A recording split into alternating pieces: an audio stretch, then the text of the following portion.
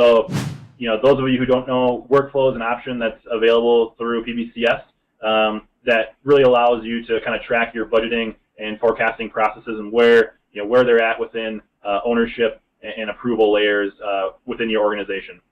So in the past, you would only be able to see planning units available to you as member names. So let's say you wanted to track your workflow process through departments. Maybe you have 10 departments rolling into an HR function, 10 departments rolling into a finance function, rolling into a total departments bucket here.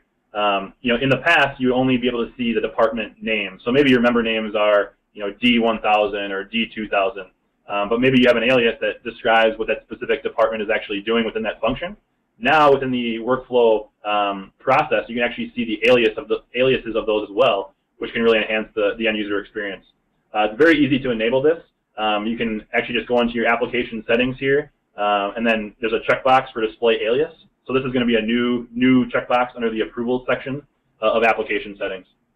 One thing I think that's important to point out is when we're talking about application defaults here, the default for this is still going to be no.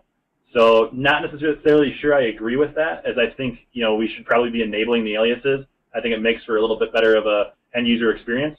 But what you can do here is you can actually change the current application defaults here under system settings and defaults and go to that approvals options section and change the show approval units as aliases option to yes.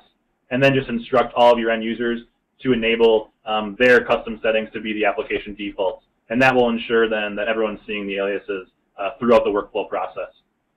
You might also ask, if there's certain departments in this example that don't have aliases, what would it default to? It'll still default back to the member name, so it's not going to break the workflow process if you don't have an alias for a certain piece of that planning unit, for example. So some good enhancements overall here to the workflow process that we're excited about.